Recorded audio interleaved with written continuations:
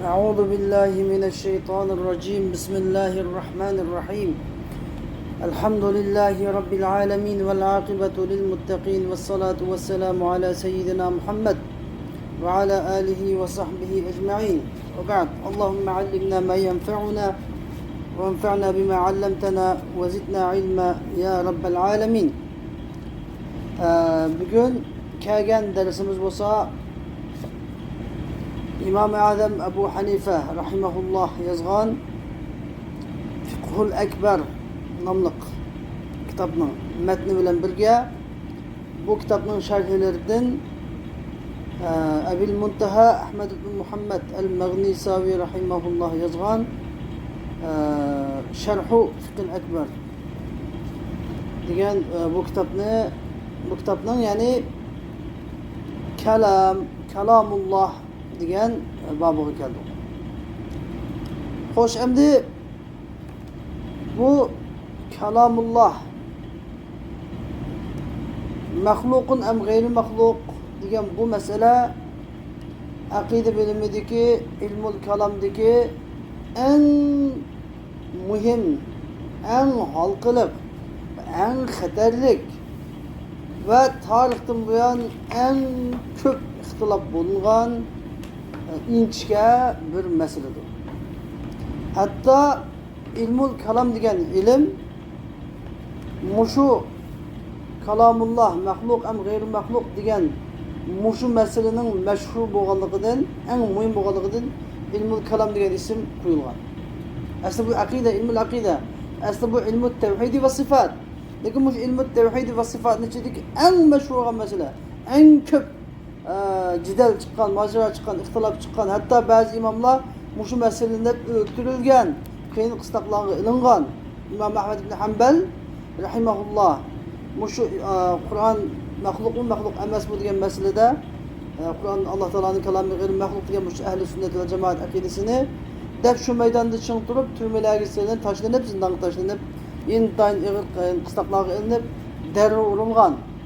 U yerdan chiqib uzoqlashmadi.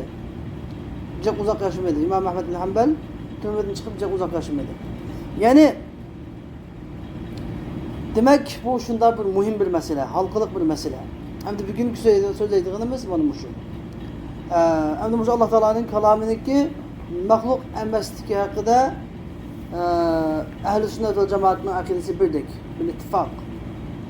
Hem de Mu'tezili guruhi degen guruh Allah Teala'nın kalamını hadis Andan deb şunun Kur'an-ı Kerim'in bir qancha ayetlerini intayin güçlük bo'lgan shubhalarni keltirib, hattoki Abbasiylar xalifaligining Harun Rashiddan keyingi xalifalar ko'pinchisi shu Mu'taziliniki keyiniga kirib ketgan. Va hatto xalifaning o'zimi Mu'tazili yo'lini tanlab ketgan ahvollar bor.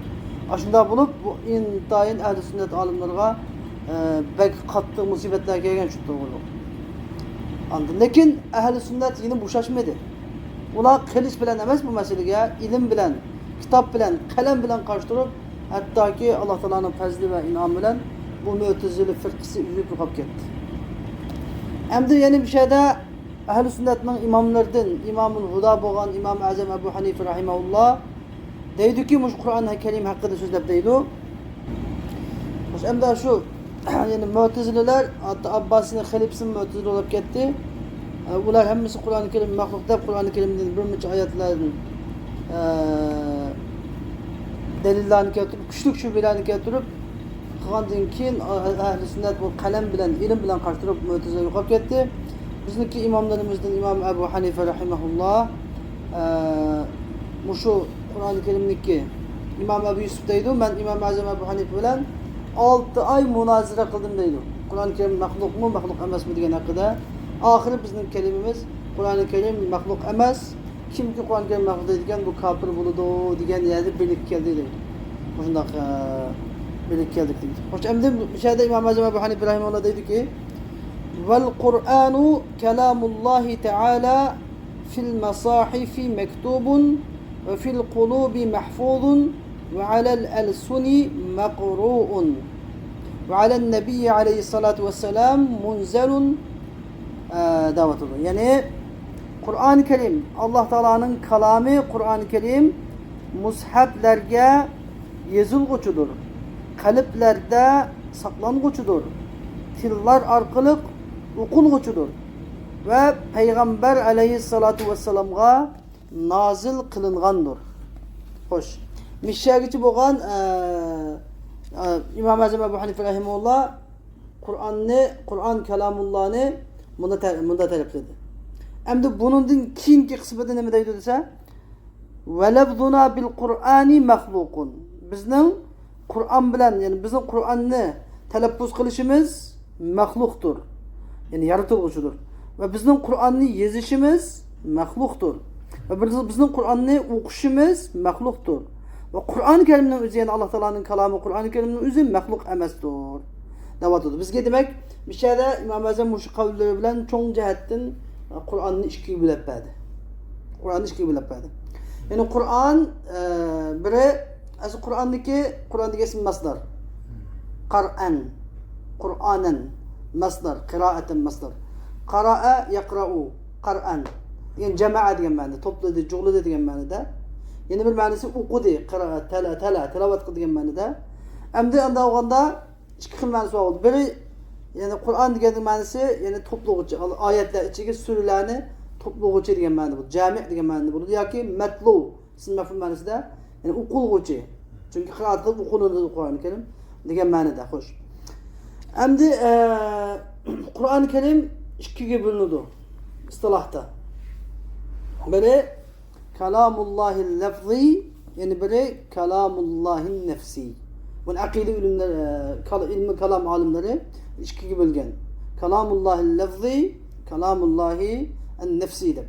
Qachon kalamullahil lafzi deb kelsa, yani bizniki shu mushaflarimiz Qur'onni bizning og'zimizda o'qilayotgan, quloqlarimizga anglayotgan, harflar bilan yozilayotgan, dillerimiz saqlanayotgan shu Qur'oni Kerim ne demekçi? Kalamullahil lafzi deb. Endi qachon kalamullahil nefsi deb kelsa, yani Allah Teala'nınki kalami. Yani tabii ki bu Allah Teala'nın kalami, Allah Teala'nın kalami, lekin ikisi arasındaki fark ne dese dal ve medlul.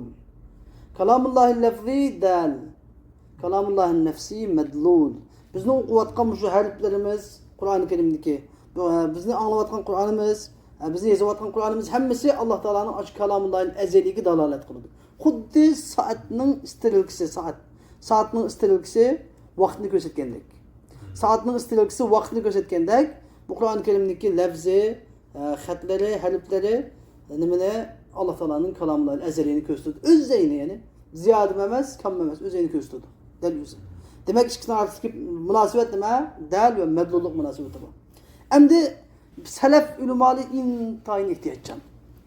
Salaf ulumala, halaf ulumali qalğanda intayin ehtiyatcan. Şunun için nima? Tariqatu salafi ahvat ve eslem deydi. Salaf muşu akide bilmede salafning tutqan yo'li bek ehtiyotlik ve bek salomat. Halafning yo'li desa tariqatul khalafi nima? Ahkam, bak mazmur, mahkamdir. Ama ne için ihtiyam edeceksin? Şu meselede mi? İmam Azam Ebu Hanife rahimehullah, kalamullahil lafzi demedi. Ve lafzuna bil Kur'ani mahluk. Deb yani, munda dedi de. Çünkü eğer kalamullahil lafzi de koysa yine, xuddi Allah Teala'nınki lafzi mi kalamu açığı iken degandek bir xil hata vehimlerini keltirib qo'ydi. Onun kendinden küfrünün vahimisi kep kaldan da oğanda.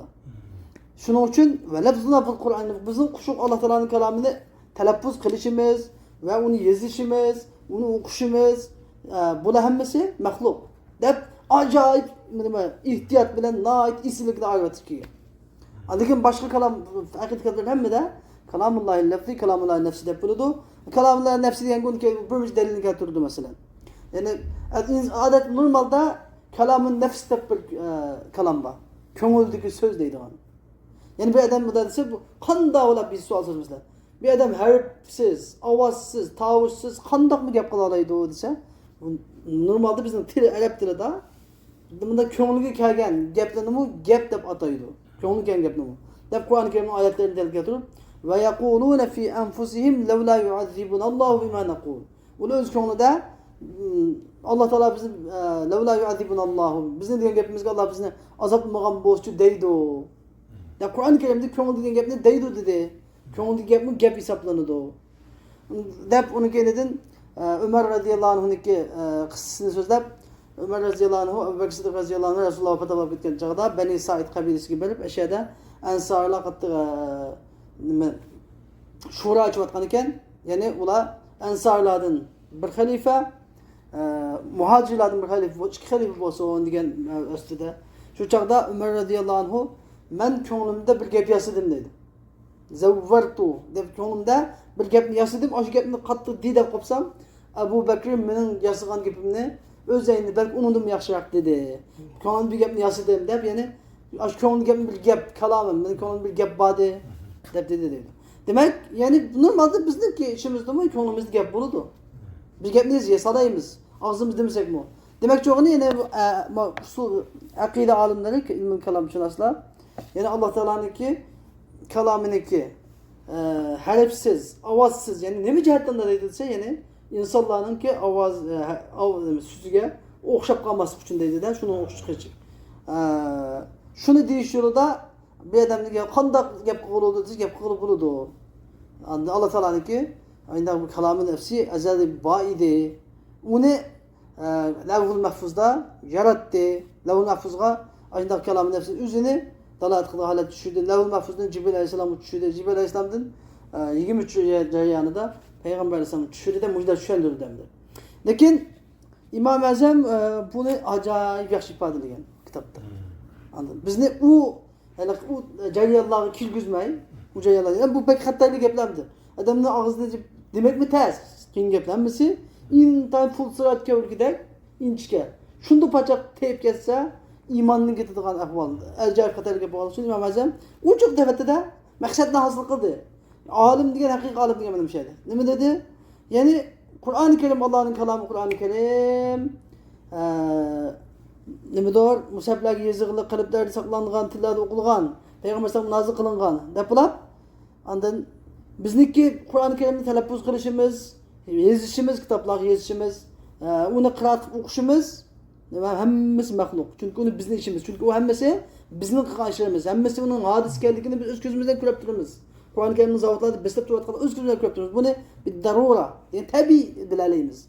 Ve Kur'an var mahluk. Yani Kur'an'ın üzeri Allah Teala'nın kelamı, ezeliyesi bu Kur'an-ı Kerim'in üzeri mahluk emas. Yani mahluk da biz ayrı bir evet. Yani bütünlüğü cancanın hemmesini çıkıp getdik. Sağ selamet Allah. Şunun için biz Fıkh-ı Ekber diyen kitap ne? Akide babıda ülge mağamız edildi. Maturidi akidesi de Maturidi yana emas ehl-i sünnetin akidesi de bu kitap intayin muhim rol oynaydı.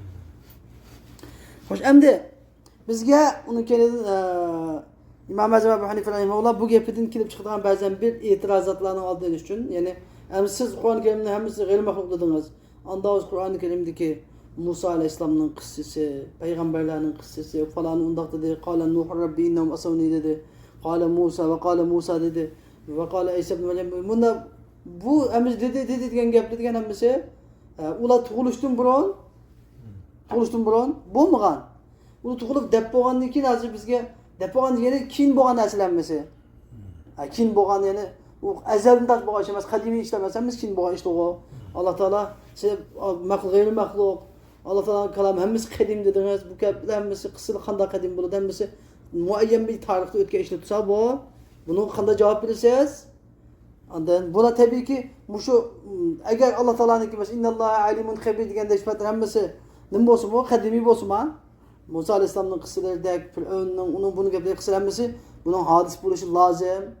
Bu qadim bo'lsa bo'lmaydi, bu mahluk bo'lishi kerak.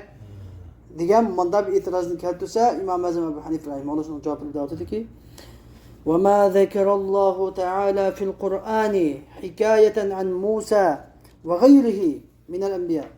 Yani Allah Teala Kur'an-ı Kerim'de zikir kılgan, yani Musa Aleyhisselam'dan ve Musa Aleyhisselam'dan başka peygamberlerden hikaye kılıp zikir kılgan ayet, kıssalar, haberler ve Firavun ve İblis aleyhimul la'nelerden haber kılgan haberler inne zalike kulluhu şunun hemmisi Allah Teala'nın kelamıdır. Hemmisi ihbaran anhum. Yani ulardan Allah Teala haber kılıp bergen haberdir. Yani bu gepler hech qaysi nima emas. Yani o şu mahlukun so'zi emas. Yani mahluk emas. Bunu Allah Teala shulardan xabar qilib deb berganligi uchun bu hammasi nima? Qadim. Endi ixbar degan ma'nosi, ixbar degan nima gap desa, ixbar degan gap ma'nini o'tkazish degan gap. Naqlul ma'na. Yani lafzini o'tkazish degan gap emas. Bir gapni o'z joyini o'tkazishni nima deydi? Naql deydi. Naql yoki rivoya deydi. Ammo ixbar degan gap, xabarni o'tkazish degan gap, yani bir narsaning ma'nosini o'tkazib bo'ldi. Ya'ni Amerikada bir ish bo'lgan bo'lsa, inglizcha, bizning Uyg'urchada yoki Qirg'izchada yoki Qozoqchada, O'zbekchada xabar kelgan bo'lsa, bunda ataladi xabar deb ataladi. Naql deb kelmaydi. Bu xabar, ya'ni ma'nosini o'tkazish. Chunki Musa alayhisalom Arab emas edi, masalan. Fir'aun Arab emas edi, masalan. Onun kenidan İsa alayhisalom Arab emas, masalan. Bu xabarlarimiz Arabcha kelib qoldi o. Desa, chunki bu ixbar bu. Ya'ni shu ma'noning o'zi shu. Ma'noning o'zi shu. Ma'vo bir. Ya'ni demak, buni o'z ayni ularning so'zidan naql qilinmaganligining bir dalili ma'vo. Chunki Arabcha kelganligi. Bu ya'ni o'zi uni gap emas, Alloh taolo uni Arabcha bizga xabar qilganligi ma'vo bir. Ikkinchi hamda buniki qadimiy deysiz, buni qanday qadimiy deysiz desa, chunki Alloh taolo o'zining ilmi azalisi bilan falan mancınca miladi mancınca ayındaki mancınca yıl, mancınca ay, mancınca gün munda tarihta Musa aleyhisselam mundak deydu diye ilmini ilmecellen biliyordu. Allah Teala dep boğan. Musa mundak dedi diyeni yani peygamber yani Musa aleyhisselam deyiştin burun Musa mundak deydu diye bu manası bizge nispeten. Allah Teala nispeten zaman makan Allah Teala'nın zaman makan çekleyenmeydi. Allah Teala zaman makanın halkı pekken. Yani Allah Teala diye şunda büyük zat ki zaman makan Allah Teala'ya tesir göstermeydi. Çünkü Allah Teala dedi dese Allah Teala şunu beraber yani. Deydu, dedi, kale, yakulu okşaş. Lakin bizge nispeten ve özgürlük durdu. Bizge nispeten zaman tesir gösterdi, makan tesir gösterdi. Şunun için Allah Teala kale diyen sözü, kale Musa mıdak dedi diyen söz. Eğer Musa Aleyhisselam toğruştun burun, şu gibi değiştin burun diye nispeten ma'nosi bizga nisbatan ma'nosini burdi. Musa mundaq deydi degan bo'ladi. Musa alayhisalom tug'ilib bo'lgan degan deb bo'lgan degan Musa mundaq dedi. Degan bo'laverdi. Endi chunki Alloh taolo ilmi azaliyda Musa alayhisalom shunday deydiganligini bilganlik uchun ilmi azaliyda shunday deyotgan uni. Shunday ilmi azaliyda shunday deyotgan. Bilganligi uchun. Anladın? Azaliyda shunday degan. Xo'sh, bu bizga nimani ko'rsatdi? Alloh taoloniki ilmining cheksiz ekanligini. Ezeli ikenlikini gösterdi. Hem de bir şeyde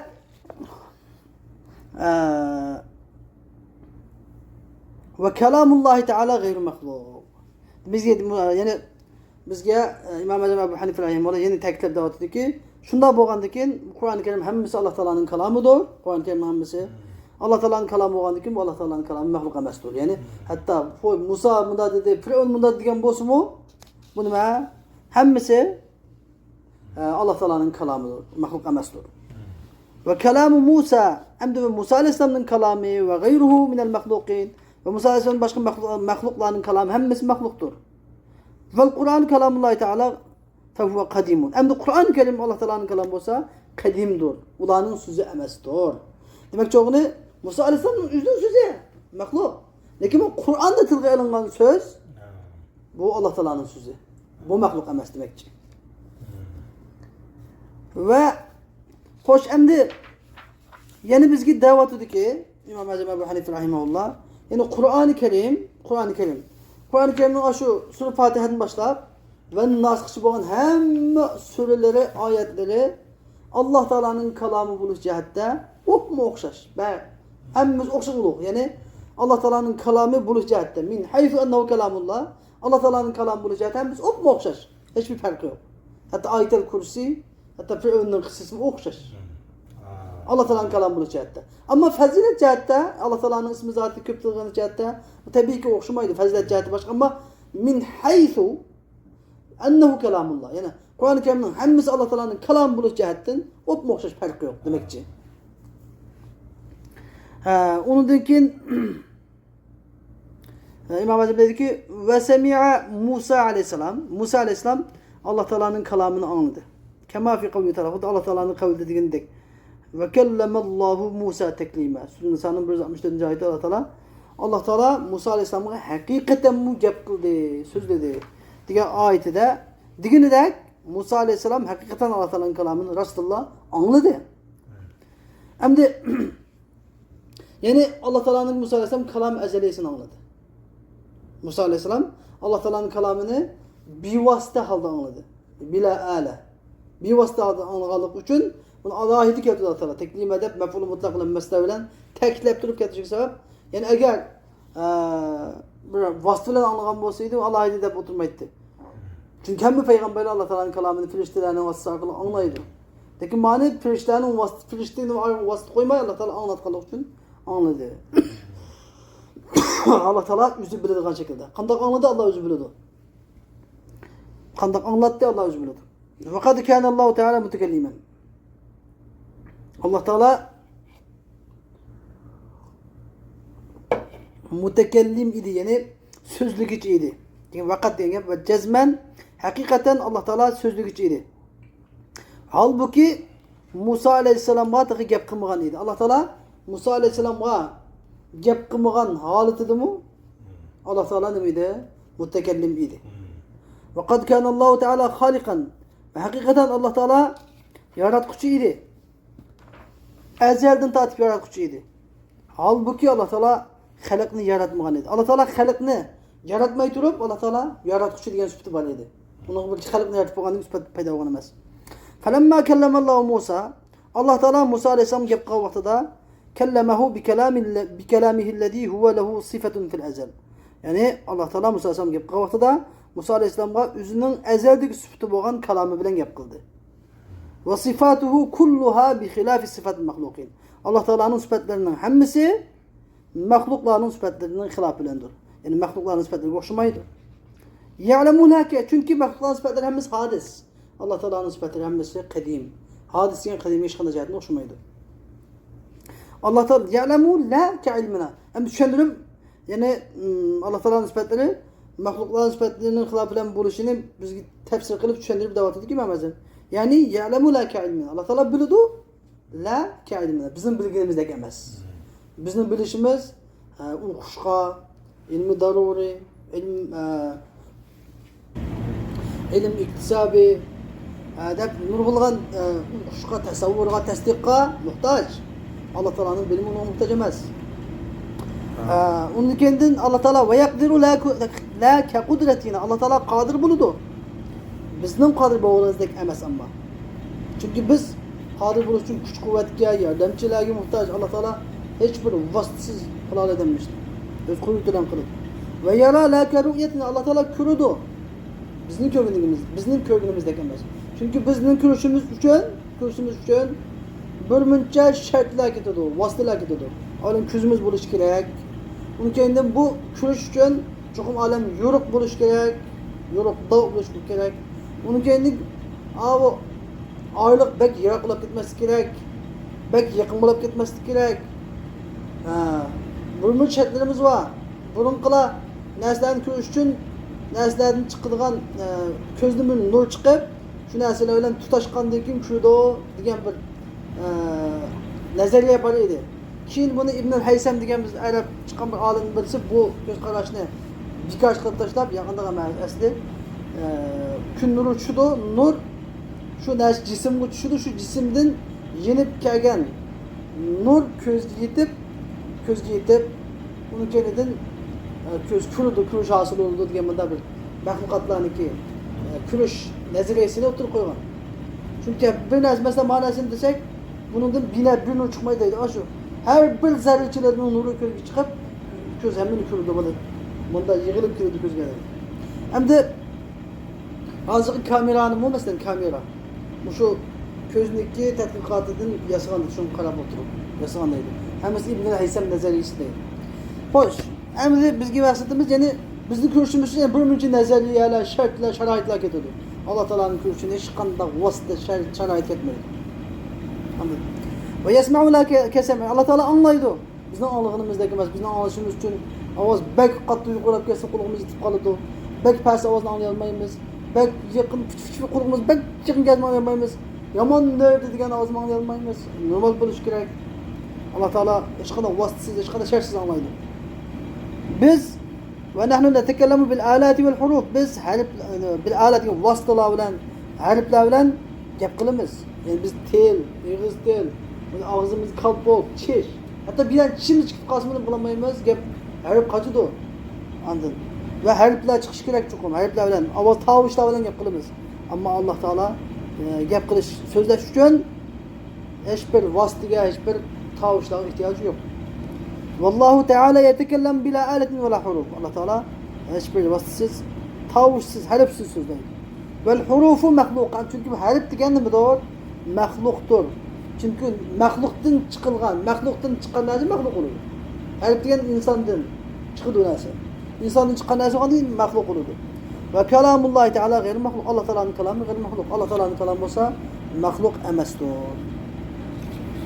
Hoş emdi bizge İmam Azam Ebu Hanife rahimahullah men muşu metinlerde, muşu naslarda şunu kovalayamiz ki bizge asasi ehli sünnetlik asasi akidesi olan Kur'an-ı Kerim kalamullah gayri mahluk ezeli degan bir akideni kalımızga tushundirib berdi.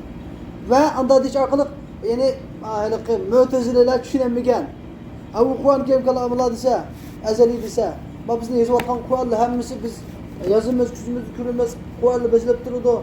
Ayetler yığının peyda olup durdu. Bu hemimiz hadis tutsa kandalık kadim buludu bu de kalıtı ötmüge yani. Ama bizning yazgınımız, bizning fikrimiz mahluk. Allah Teala'nınki depbergini bu mahluk emez. Ma'u onu dalalet kılgan del. Bu diye medlul. Bu ikisinin artistik fark. Düşüncelik inik bulsunuz buludu o. Dep İmam Azam bizi düşündürüp verdi. Şunun yani Mu'tezile'ninki bu akidesinin iten hatar bir akide kelikini bizge gösterip durmadı. Yani biz müşerhine kurup bakayla, şerhine. Hoş, emdi İmam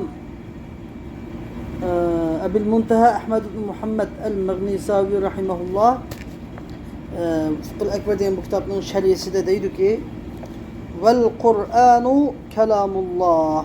Kur'an-ı Kerim Allah'ın kelamı. Yani ve huve fil lugati masdarun bima'nel cem'i. Yani Kur'an degen lugatta Arap tilida yani masdar. Qara'a yaqra'u Kur'anen masdar. Yani bima'na el cem'i ve dam. Cuglaş, cemleş ve koşuş degen ma'ni bilen. Yuqalu qara'tu şey'e Kur'anen deyildi. Yani manisi cema'tuhu cem'an. Yani bunu topladım, cemledim degen buludu. Manisi. Ve bima'na el-qira'a. Hem de onun kıraat diye manisi var. Yani kıraat kılış, yani okuş. Okuş diye manisi var. Kıraat kılış destekinde bunda kıraat kılıp ülük okuş deyip şunu vasak bulmaydı. Arapçada ülük okuş ne? Cehir deydi, cehir.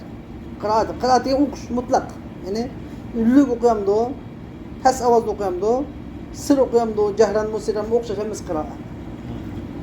Şunun için bununla Kur'an-ı Kerim'de ve izâ quri'el Kur'anu festemi'u lehu ansitu deb kelsa Kur'an-ı Kerim okulganda, Kur'an-ı Kerim tinşanla, şükürünla dese ülük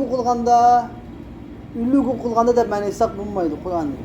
Yani ve izâ quri'el Kur'anu çünkü Kur'an deganning, quri'a deganning ma'nisi o'qish, mutlaq o'qish bo'lganligi uchun Alloh taolo ikki so'z keltiradi. Ve izâ quri'el Kur'anu festemi'u lehu ansitu deb. Festemi'u deb qolmasa bo'libdi. Anladingmi?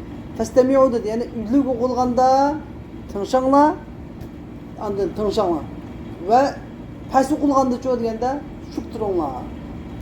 Demek ülük okulganda tinşanla degende tinşanla degende tebi şük turdu. Bir tane kavla. Pes okulgan çağda şük turunla. Şunu imamın kendinde kadar Kur'an okumaydıgan gep şuna. Ama kıraat degende manisi nima? Mutlaq nima? Okuş. Yani ülük okuşla alakası yok. Degen mutlaq degan gep bunu kayıt kılabilir. Cehran silen neydi kayıtını katanmayımız. El mutlaku nima? Yecri ala itlaqı.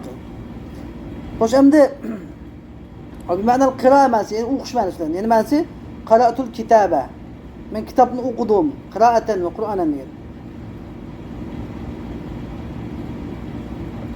Fal Qur'anu emdi anda olgandan keyin buni ma'nisi Qur'an degan gap ma'nisi ma yajma'u suvara va yadummuha. Yani surlarni jamlaydigan ve onu o'ziga qo'shadigan nima kitob degan bo'ladi. Bu chaqda va lihada summiya Qur'anan fayakunu bi ma'na ism. Mushu sababdan Qur'on deb ataldi. Bu chaqdagi bu masdar ismi fa'il ma'nosidan bo'ladi. Bizning qoidamizda ba'zi chaqda ism masdar, ba'zi ism fa'il ma'nosidan keladi, ba'zi ism maf'ul ma'nosidan keladi. Hozir aytdik jamaa ma'nosi bo'lganda jami' degan. Qur'onning ma'nosi jami'. Ya'ni to'plovchi, jamliguvchi. Nimani jamliguvchi? Qur'onning suralarini jamliguvchi degan ma'noda. Ve yecuzu en yekuna bima'nal maqru, yani ism maf'ul ma'nosi bilan maqru ma'nosi bo'lishi joiz. Bu chaqda nima ish qilsa, li'annahu chunki Qur'oni Karim yuqra o'qiladi va tilovat qilinadi. Yani matlu ma'noda, matlu degan ma'noda. Bu chaqda bu masdar, ism masdar nima? Ism maf'ul ma'nosidan bo'ladi. Vel muradu bihi haun. Amda lekin ma o aqida, ilmul kalamchilarning istilahida, bi istilahi ilmul kalam. Kalamshunoslarniki istilahida qachon Qur'on deb kelsa, bular bu miyadagi mushu Imom Azamniki, mushu qavlidagi miyadagi Qur'on degan murad kalamullohi taala allazi huwa sifatuhu. Yani Allah Teala'nın ezeli sıfatlaridan bo'lgan Allah Teala'nın kalam sıfatı demekçi. Yani Kur'an yani Allah Teala'nın ezeli sıfatlarından olan kalam sıfatını demekçi. Lel manzumul arabi ey manzum diye melfuz. Yani Arapça tavuşlar emas. Yani Arapça harf tavuşlardan tuzilgan, musablarga yazılgan muddalni demekçi emas. Belki medlul. Yani Allah Teala'nın kalamullah'in nefsi diyen Allah Teala'nın kalamının ezeli demekçi. Kalamullah'in ezeli demekçi. Biyadaki murad vel Kur'anu kalamullahi Teala gayri mahluk degandagi murad nima? Allah Teala'nın ezeli kalamını demekçi. Ve qila huven nazmu vel ma'na cemiyan. Em dilipto yani bu dilip degan kuchli gap emas ham bu. Yani Kur'an degan nazmu vel ma'na cemiyan yani Kur'an-ı Kerim'in tavuşları, lafızları ve ma'nosi birlikte Kur'an deyiladi. Birisi ayrılmaydı deyilipti. Lekin bu gap to'g'ri gap. Ma gap to'g'ri gap lekin joyida aytilmagan gap emas. Bu ma aytiladigan joy emas. Bu usuliy. Bu ta'riful usuliyun. Usulshunoslar qanday tushundirdi Qur'oni Karimni? Huwa nazmu vel ma'na jami'an deb tushundirdi. Nimishqa bu usullarniki istilohi. Bu ilmul kalamlarniki hozir maxluq va g'ayri maxluq emasligini ayirish tarafidan so'zlayotdi kalamshunoslar. Usuliyunlarcho bizga u taraf muhim bo'lmaydi. Bizga muhim bo'lgani Qur'oni Karimning lafzi va ma'nosi. Demek anda da Kur'an-ı Kerim'de üç soru düşünürüz. Bizim Kur'an-ı Kerim'in lafzı var. Onun Kur'an-ı Kerim'deki ma'nosi var, tercümesi. Onun kendinden bu Kur'an-ı Kerim'in tercümesi ve lafzı ikisi bir bulup dalalet kılıdığan medlul var. Yani Allah Teala'nın bizim demek okumuz ma bu olsa Allah Teala'nın kalam ezeliyesini demekçi. Fil mesahifi mektubun. Yani mushaflarga yazılgandır. Yani cemu mesahif degan mushafning ko'p shaklidaydi. Bi dammil mim, mimning fishi bilan. Ya'ni anna kalamallohi taala yani mimning fishi bilan. Ya'ni anna kalamallohi taala allazi sifatuhu taala maktubun fil masaf. Yani Allah Teala'nın sifati bo'lgan, Allah Teala'nın sifati bo'lgan bu kalami mushaflarga bi vasitatil huruf, harflar vasitasi bilan yozilguchidir. Fil qulubi mahfuzun. Kalplerde saklanguçudur. Yani bil elfazil muhayyela. Yani tasavvur kılınıdığan, xiyal kılınıdığan lafzlar bilen saklanguçudur. Ve alel elsuni mekru. Tillar arkalık okulguçudur. Yani bil hurufil melfudatil mesmu'a. Yani ağızlardan eğitilip çıkan tavuşlar bilen ve kulaklarla anlanıvatkan tavuşlar bilen okulguçudur. Ve alel nebiyyi aleyhissalatu vesselam munzelun. Peygamber aleyhissalatu vesselam'a nazil kılınguçudur. Qachon harf deb kelsa, agar og'izda aytilgan bo'lsa, tavush deb aytamiz.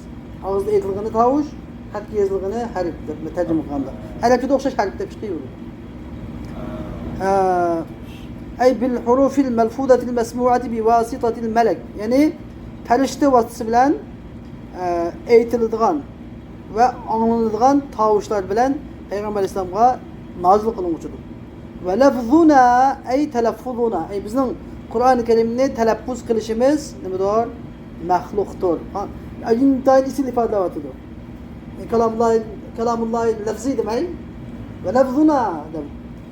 Bizning Kur'an-ı Kerim'ni telaffuz kılışımız mahluktur. Kur'an-ı Kerim'ni yazışımız mahluktur. Ve kıraatuna lehu mahlukka. Kur'an-ı Kerim'ni okuşumuz mahluktur. Lianne zâlike kullehu min efâd. Çünkü aşının hemmisi yuqorqi gap so'zda aytilgan hammasi, Qur'on Karim talaffuz qilishimiz, Qur'on Karim yozishimiz, Qur'on Karim tilovat o'qishimiz hammasi bizning harakatlarimiz. Va af'aluna kulluha mahluqa, bizning harakatlarimizning hammasi mahluq. Alloh taolaning yaratishi bilan mahluqdir. Vel Qur'an, yani Allah Teala'nın kelamı ezeliyesi bu Kur'an-ı Kerim bo'lsa gayri mahluk. Mahluk emas. Vel hurufu vel kâgizu vel kitab emdi. Harfler ve kağız vel kitabeti kullu ve şu harflerini kağıza yazış. Kulluha şunun hemmesi mahluktur. Nemiş kali enneha ef'alü ibad, çünkü o harfleri bendilerinin şirketleridir. Ve Allah Teala'nın kelamı bo'lsa mahluk emestir. Yenel kitap, çünkü kitap ve harfler ve kelimat degan ve sözlükler, ayetlerinin hemmesi aletul Kur'an, Kur'an-ı Kerim'in vasıtalarıdır. Demiş kadse li hacetil ibadi ileyha, bendilerinin aşı vasıtalara ihtiyacı bo'lganligi uchun, bendiler aşı vasıtalar bilan ifadelemese Kur'an-ı Kerim'ni, okumasa, yazması kılanmaydı. Ve kelamullah Teala, Allah Teala'nın kelamı bo'lsa kaimun bidati, Allah Teala'nın zatı bilen turguçudur. Allah Teala'nın zatını ajırmaydı Allah Teala'nın kelamı.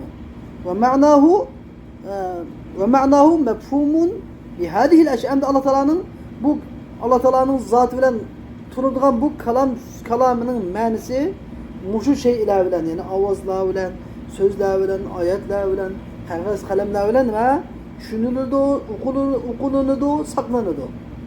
Femen kâlem, kim ki en kadar gelmedi. Femen kâl, kim ki Allah Teala'nın kelamının mahluktur ise, kelamullah mahluk ise fehuve kafirun bilal azim. El-eyyâzu billah. Allah Teala kafir olan buludur. Ve men kal, kim ki el-Kur'an mahluk, Kur'an mahluktur ise ve arade bihi el-kelamel lefzi el-qaim bidatillah, yani onu o Kur'an mahluk diye yapılan Allah Teala'nın zatı bilen turulgan kelamın lefzisini irade kılan bolsa kema huve mezhebul kerramiyye, xuddi kerramilerin mezhebideki dek yakunu kafiran aydan, yenil kafir buludur. Bunun diyen gap asli bu kelamullah'ın nefsiyle var değil mi? Bu kelamullah'ın nefsi demek. Yani bu şu lafzılar, bu şu Kur'an-ı Kerim'deki biz yazgan bu şu varaklar, harflerin hepsi Allah Teala öz petin bu şunda halette, deppergen bu şunda halette, bu avaz ulan, bu şunda söz ulan dep, bunda yazılan la ona fısında müde kıpegen dep, bunda ise bu mukafir oldu değil. Eliyaz billah. Nemiş kadar li'ennehu, çünkü o nefes sıfetel ezeliye, ezeli sıfatını inkar kılgan boldu. Ve cealel bari Allah Teala'nı mahallelil havadis, hadislerge makan, cay itkaz kılgan boldu.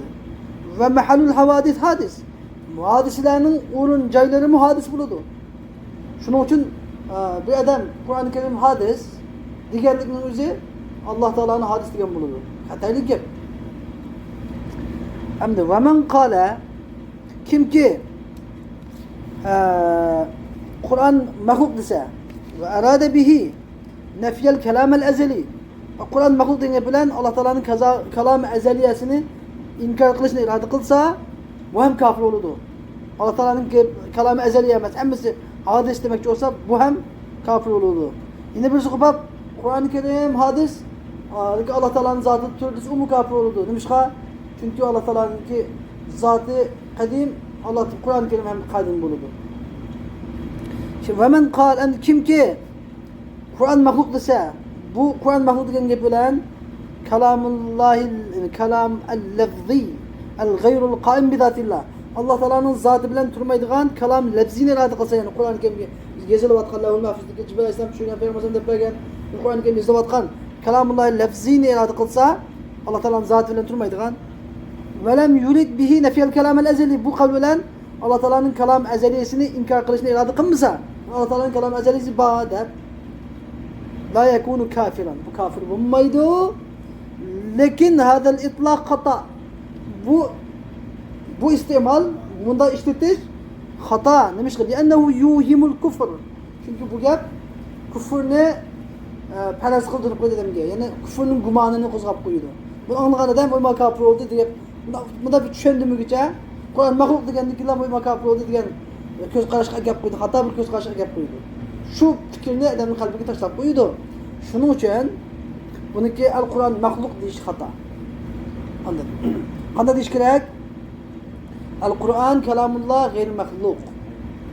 Ve kıraatuna lehu. Ve kitabetuna lehu. Ve hifzuna lehu mahlukun. Tabi bunda İmam Azam degendek deyişkiler. Eğer bu maydan bakma kim ki salaf halef ilim alı degendek ve kelamullahi en nefsi gayr mahlukun ve kelamullah en lefzi el gayrul kaimun bizatillah mahlukun da bunda dese meyle buna var meyle. Lakin en yakısı İmam Azam degendek. Şimdi وما ذكر الله تعالى في القرآن حكاية عن موسى وغيره من الأنبياء عليهم السلام yani ahir vecih. Yani Allah Teala Kur'an-ı Kerim'de Musa Aleyhisselam'dan ve Musa Aleyhisselam'dan başka peygamberler aleyhisselamlardan hikaye kılgan ve Firavun ve İblis aleyhimul la'nelerden hikaye kılgan Allah Teala'nın sözleri olsa fe inne zalike kulluhu kelamullah. Yani şunun hemmisi Allah Teala'nın kelamıdır. İhbaren anhum. Yani Allah Teala'nınki şulardan haber kılgan kelamı. Allah Teala'nın şulardan haber kılgan kelamı. Ve kelamullah Teala Allah Teala'nın kelamı mahluk emez. Musa Aleyhisselam'ın ve Musa Aleyhisselam'ın başka mahlukların kelamı mahluktur. Kur'an-ı Kerim Allah Teala'nın kelamıdır. Fehuve kadim. Allah Teala'nın kelamı olandikken Kur'an-ı Kerim kadimdir. La kelamuhum. Kur'an-ı Kerim onların kelamı emezdir. Yani demek çoğu ne dedi? Ama enne ma zekerahu Teala fil Kur'an. Yani Allah Teala Kur'an-ı Kerim'de Musa Aleyhisselam, İsa Aleyhisselam başka peygamberlerden haber kılgan, haber kılıp zikir kılgan sözleri ve Firavun ve İblislerden haber kılıp zikir kılgan sözleri Allah Teala'nın fe innema kâle zâlike bi kelâmihil kadîm. Allah Teala onu fakatla özünün kadimi kelamı bilen dedi.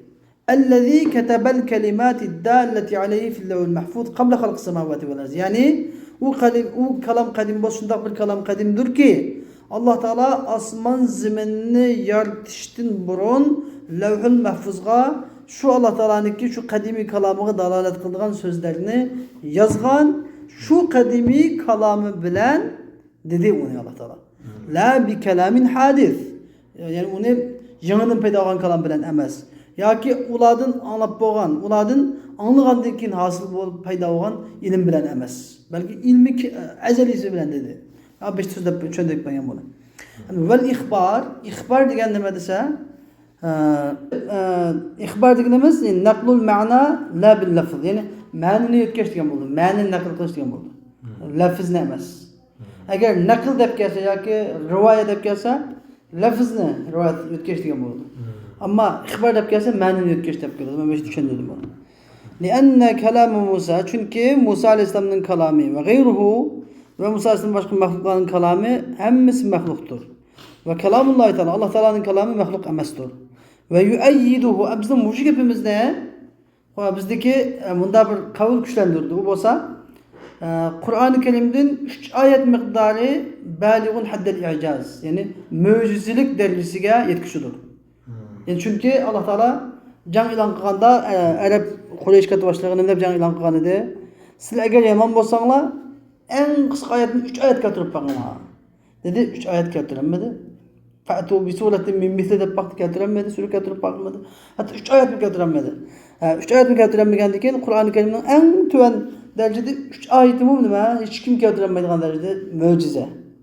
Hamdi 3 ayetler mucize. Ve leyse zalike minel beşer. İnsanın içinden anda 3 kelime, 3 nesil, 3 abzas kefilen mucize yerta algan insan yok. İnsanın sözünden davranış mümkün emez. Hoş emdi. Ve minel ma'lum. Hemmelengi ma'lum nok ki enne ma nuqile anil mahlukin fil Kur'an. Emdi Kur'an-ı Kerim'de mahluklar hakkında mahluklardan nakil kılıngan sözler yezidu ala kadri 3 ayet. 3 ayetin miktarını işbetidir. Yani Musa Aleyhisselam'ın kıssası dese o Kur'an-ı Kerim'deki aşı tasqat 3'ten birine ağırı. Mesela aşındak cep emdi eğer de dedi. Demek ki eğer de muşu hemmisi muşu Kur'an-ı Kerim'deki 5. ayet hemmisi Allah Teala'nın kelamı bolmagan bolsa eğer mahlukların kelamı şüphete yetip kılıp koygan bolsa bu unak mahlukların kelamı Kur'an-ı Kerim'de olmayan boladı. En kısa yani Allah Teala'nınki 3 ayet getirip bakın diyen katağı kermeye kalkan boladı. Değil mi la? Mahlukların sözleri. Uçakta yani 3 ayet diyen gibi yani Kur'an-ı Kerim'deki hemmisi fakatlam hüküm Allah Teala'nınki sıfatlarına emez. Belki kısımı üçten bir kısmını egallaydı o. Demek hemşe bilimiz ki demek Allah Teala'nın ki hem kelamı demek ya icazken. Hatta şu kafirlerin hakkında söz diken kısılır mı hem demek ya icazken. Şu bu Allah Teala hemimiz Allah Teala'nın kelamı kendine müşahede bilerlerimiz deydi. Nihayet inçki mezmundan davada da. Hoş. Feyekun Kur'an anda oğandiken Kur'an-ı Kerim Allah Teala'nın kelamı Allah'ın kelamı emas. Feizen undaqda la farqa beynel qasasil mezkura. Kur'an-ı Kerim zikr kılınan kısılar bilen Ayet-el Kürsi, Sure İhlas'ın arasında hiç qanday fark yok. Nima cihatda fi kevni kulli vahidetin minha kelamullah. Yani her birinin Allah Teala'nın kelamı buluşuda cihatta fark yok. Oxşar. Ama fazilet cihatta Allah Teala'nın ismi zatları zikr kılınan cihatta oxşamaydı. Peygamber hadisinde kelgan. Bu başka cihat. Hem hoca İmam Azam'ın ve semi'a Musa aleyhisselam kelamını Teala diyen kavli. Yani Allah Teala Musa aleyhisselam Allah Teala'nın kelamını anladı diyen kavli. Yani Musa aleyhisselam Allah Teala'nın hiç kandak vasıtsız halde Allah Teala'nın zatı bilen turduğun kadimi kelamını anladı.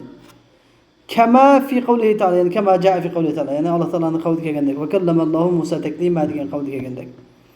Vallahu Teala Allah Teala mahlukka hem taraftan yoki bir taraftan hech qanday vasıtsız halda sözleşke ve o mahlukka ve yusmi'ahu bil alati kal harf ve savt mahlukka vasıtı bilen harfga o'xshash ve ovozga o'xshash vasıtı bilen anlatışqa qodirdir.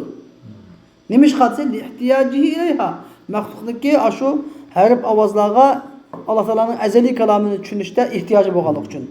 Yani mahluk Allah Teala'nın azali kelamını tushunishda nimaga ovoz bilan harfga ehtiyoji bor. Ovozga harfga ehtiyoji bo'lgandan keyin Allah Teala o'zi so'zni ovozsiz, harfsiz deb o'zi. Lekin uni mahlukqa anglatacaqda ovoz bilan, harf bilan deyishga Allah Teala qodir. Nima ish qilsa fa innahu ala zalika Allah Teala shunga qodir. Li'annahu ala kulli shay'in qodir. Chunki Allah Teala har shayga qodirdir. Va yoki Allah Teala uni hatta ovozsiz, harfsiz holda shu anglatish ham qodir. Ovozsiz, harfsiz holda Musa alayhisolamga ilhom qilish orqali tushuntirish. Allah Teala qodir. Ya'ni uni biz bilmaymiz. Allah Teala qanday shaklda Musa alayhisolam gap qilganligini biz bilmaymiz. Lekin gap qilganligi aniq ras. Musa alayhisolamning Allah Teala'nın kelamını anlaganligi ras, barhaq. Ama qanday shaklda Allah Teala o'zi biladi. Allah Teala uni bizdan so'ramaydi. Qanday shaklda tadqiqot qilganmi deb so'ramaydi. Qila aytilishicha kana Musa alayhisalom ida kallama qachonki Allah Teala Musa alayhisalom gap qilayotganda Allah Teala'nın kelamini Musa alayhisalom min batinil ghamam yani bulutning ichidan anglaydi. Allazi kal amud va qad yaghshahu al ghamam. Xuddi shu amudga o'xshash. Yani tuguriksimon bir bulutning ichidan anglaydi. Halbuki shu bulut nimada Musa alayhisalomni yepib olgan holatda, yo'q olgan holatda bulutning ichidan anglaydi deb deyilibdi. Vallohu alam. Ve kad kana Allahu Teala Allah Teala yeni yengilmesi gitti. Yani Allah Teala mutakellim idi. Halbuki Musa aleyhisselam'a gap qilmagan idi. Allah Teala Musa aleyhisselam gap qilmagan holatda mı mutakellim idi. Allah Teala Musa aleyhisselam gap qilgandan keyin mutakellim sifatini olgan emas. Yani bi an qala li Musa qanday gap qildi? Ya Musa aleyhisselam bundaq deb gap qildi. Fil azalda bila savtin va la harf degan hech bir ovozsiz, harfsiz dediki ya Musa, ey Musa, inni ana rabbuka fakhna alayk. Men senin Rabbingman, chiq oyog'ingni sal. Yani falamma ataha nudiya ya Musa. Şu daraxtning yoniga kelgan vaqtida Musa alayhisalomga ey Musa, men haqiqatan senin Rabbingman, sen chiq oyog'ingni sal degan mushida qilindi degan oyat.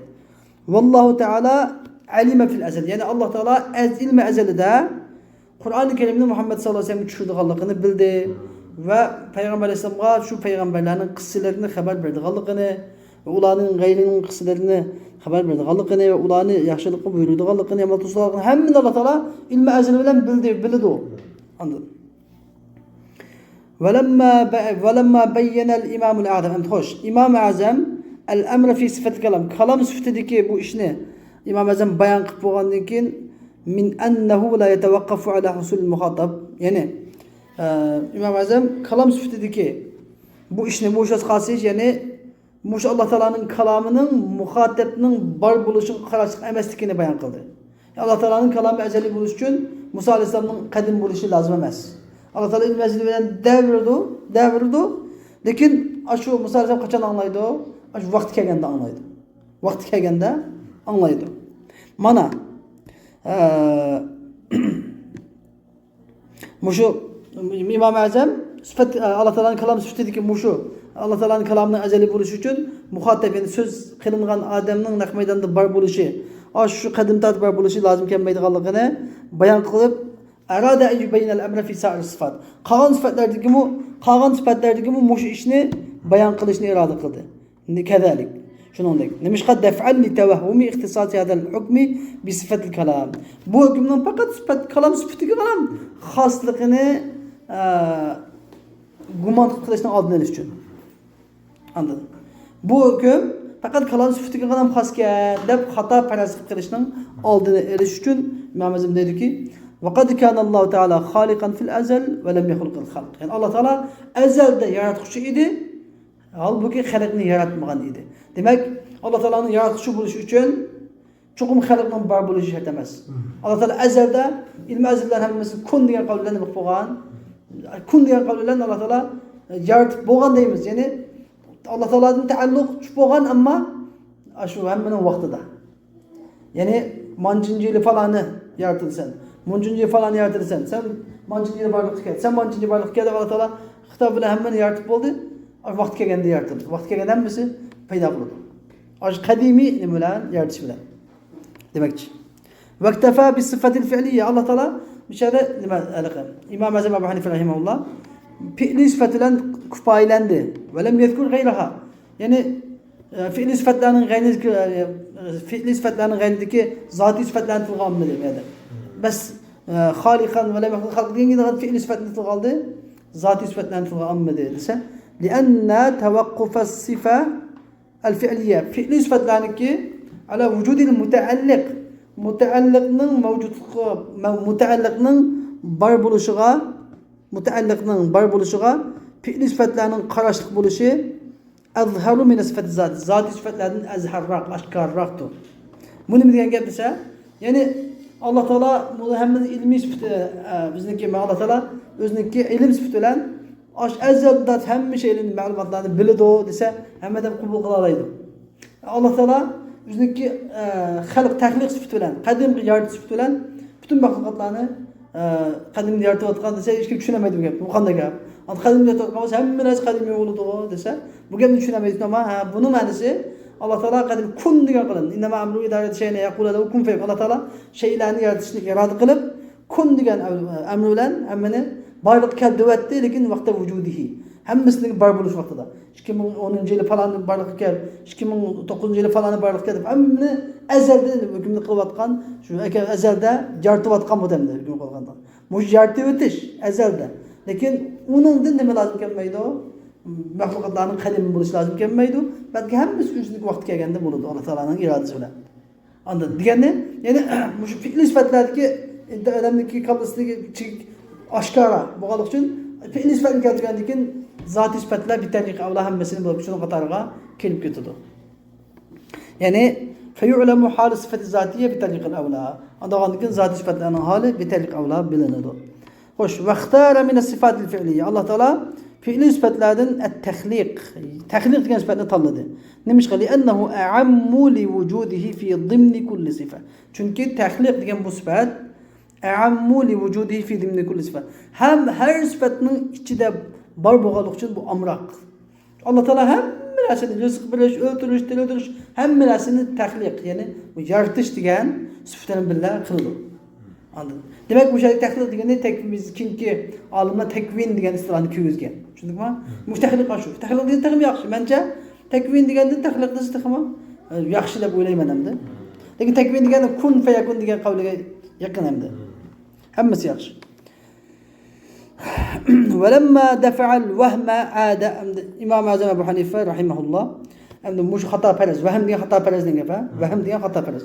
Bu xato parazni chikindirib bulup aada ila tahqiq ma huwa bisadadih. Yani İmam Azam o'zi gapini qilayotgan mavzuga qaytib keldi. Gapini qilayotgan mavzuni tahqiqlashga qaytib keldi. Bisadad degan gap, sadad degan nima? Mavzu. Yani shu gapini qilayotgan tema. Shu gap o'qiyotgan asosiy maqsadga yenib kelib faqat bundoq dedi. Nima demoqchi edi beshida? Biz kalam ustida to'xtagan kalam ustida. Falamma kallamallohu Musa kallamahu bi kalamihi alladhi huwa lahu sifatun fil azal. Ya'ni Alloh taolo Musa alayhisalomga gap qilgan vaqtida Musa alayhisalomga o'zining azaldagi sifati bilan azaldagi sifati bo'lgan kalam sifati bilan gap qildi. Nima uchun? Lianna kalamu chunki Alloh taolaning kalami azalidir, abadiydir. Alloh taolaning kalami azali va abadiydir. La yataghayyar va la yatabaddal. O'zgarmaydi va almashmaydi. Velemma lam teşbeh sifatu. Hamdi Allah Teala'nın sifatları xalqning sifatlariga o'xshamagandan keyin kama la teşbeh zatuhu zavatul xalq. Yani shundaki Allah Teala'nın zati xalqning zatiga o'xshamagandek. Qadar İmam Azam rahimehullah dediki ve sifatuhu kulluha. Yani Allah Teala'nın sifatlarının hammasi zati bo'lsin yoki fi'li bo'lsin, mahluqlarning sifatining xilofi bilandir. Ve zalike demiş aynı anda bo'lishi çünkü Allah Teala ya'lamu la ka'ilmina. Allah Teala biladi, biz bilgandek emas. Çünkü bizning bilishimiz hadisdir. Yani xato parazdan to'g'ri bo'lishidan xoli bo'lmaydi. Allah Teala'ning bilishi qadimdir. Allah Teala'ning ilmi zaruriy, kasbiy, tasavvur, tasdiq bo'lishdan nima buyukdir, yuksakdir. Ama bizim bilimimiz zaruriy bo'ladi yoki kasbiy bo'ladi yoki tasavvur bo'ladi, tasdiq bo'ladi. Allah Teala qadir bo'ladi, biz qadir bo'lgandek emas. Çünkü Allah Teala'ning qudrati qadimdir ve muassiratun bil ijad degan yo'qdan bar qilish bilan ta'sir ko'rsatuvchidir. Va qudratuna bizning qudratimiz bo'lsa hadisdir, g'ayr muassira degan ta'sir ko'rsatuvchi emasdir. Endi musannifning mushadigi maqoli ash'arilarning qavli bo'ldi keladi. Chunki bizning asosiy to'g'ri vazifamizda qudrat degan nima? Sifa muhayyi'a. Sifa muhayyi'a ve musahhiha. Lekin nima tekvi sifa muassira deymiz bil ijad. Endi bu yerda demak Şeyh musannif maqolida nimaga mayl o'xshaydi bilasiz, ya'ni ash'arilarning qavliga mayl o'xshaydi yoki bundan shu miyadagi qudrat o'rganda nimani demoqchi o'xshaydi. Alloh taolaning taxliq sifati bo'lmasa, taxliq degan sifatlar hammasi qadim deb turibdi deyna, besh tatib. Ve kudretuna hadisatun gayr muassira. Bizning qudratimiz tabiiy Alloh taolaning qudrati muassir, ayva. Muassir ta'sir ko'rsatadi. Bizning qudratimiz hadisa, yana paydo bo'lgan, gayr muassir degan ta'sir ko'rsatmaydi. Va nahnu la naqdir. Biz qodir bo'lolmaymiz illa ala ba'dil ashya. Faqatla ba'zi narsalarga vositalar bilan va sabablar bilan yordamchilar bilan qodir bo'la olamiz. Ammo Alloh taolo vallohu taolo qodirun bi qudrati. Alloh taolo o'zining qudrati bilan, o'zining qadimiy qudrati bilan har shayga qodirdir. La bil alati va la bil musharakati ghayrihi. Yani gap na vasıta bilan na g'ayrining shirklishidan emas. O'z yakkiygona holda Alloh taolo shayga qodirdir. Ammo beshtiki masalani muassiratun bil ijad deb tushunamiz. Ya'ni Alloh taolo qudrat sifati bilan yujidu demek, yani qudrat sifati bilan yo'qdan barq keltirdi demek. Qudrat sifati ijodga ta'sir ko'rsatdi desa nima bo'ladi? Yani yo'qdan barq qilishga ta'sir ko'rsatdi desa bu ma'noda bo'ladi. Buni bunday ya'ni narsalarni mesela Allah Teala qadirdir degandan keyin bunday qilishga Allah Teala qudrati tayyor. Qudrati tayyor. Bugün teknik qudrat bilan barliq keltirdi tushunsa, buni yo'ldi. Ve yara la keruyetin. Allah Teala ko'radi, bizning ko'rganimizdek emas. Ya'ni chunki lianna naral ashkal, chunki biz shakllarni va ranglarni bil alati va shurut degan vositalar bilan va shartlar bilan ko'ramiz. Ya'ni biz men so'zlab o'tdim-ku, narsani ko'rish uchun chuqur yo'riq bo'lish kerak va mumkinidan oyliq bak yiroq bo'lib ketmaslik kerak, bak yaqin bo'lib ketmaslik kerak. Shunday şekilde birinchi shartlar bilan va ko'z bo'lish kerak, ko'z sog'lom bo'lish kerak, vositalar bilan va nima bilan shartlar bilan ko'ramiz. Vallohu taala Alloh taolo shakllarni va ranglarni bi basarihi allazi huwa sifatuhu fil azal. Alloh taolaning azaldagi sifati bo'lgan ko'rish sifati bilan ko'radi. La bi alatin degan asbra vosita bilan emas, va la bi shurut. Ya'ni zamon, makon bir taraf va qarama-qarshilik bo'lishdan iborat shartlar bilan emas. Biz ko'rish uchun chuqur bir narsa bizning qarama-qarshiligimiz bo'lishi kerak. Ya oldi tarafda ya biz ham ko'z ko'rishning oldi tarafida bo'lishi kerak. Keyin deb biz ko'rmaymiz. Alloh taolo hech qanday shartlar kerak emas ko'rish uchun. Va yatakallamu la ka kalamina. Alloh taolo so'zlaydi. Biz so'zlagandek emas. Chunki biz vositalar bilan so'zlaymiz va shurut shartlar bilan so'zlaymiz. Ve huve yetekellem bila aletin. Allah Teala hiçbir vasıtasız, hiçbir şertsiz sözleydi. Ve yesma'u la kesemina. Allah Teala anlaydı, biz anlagan emez. Yani biz vasıtalar bilen, şartlar bilen anlayımız. Allah Teala avazlarını, sözlerinin hemmesini özünün özünün kadimi anlaş sübütü bilen anlaydı. Yani kulak den ve samak diyen kulak yolları, kulak şakçı yollarını ibaret vasıtalar bilen emez. Yani zaman, makan, cihat yani bir talep ve yakın yiraklıkla ibaret şartlar bilen emez. Biz anlaş için anlayacağın yer ma'lum miqdarda yakın buluş gerek. Belki yiraklık avazını anlayamayız. Ma'lum miqdarda yukarı avaz buluş gerek. Belki pes avazını anlayamayız mesela. Allah Teala hemmeni anlap durdu. Allah Teala şu tumtel karanlık içinde ve kara taşının astıda menvatkan kara çömüleni Allah Teala kürdü. Şunun avazını anlap durdu Allah Teala. Biz anlayamayız.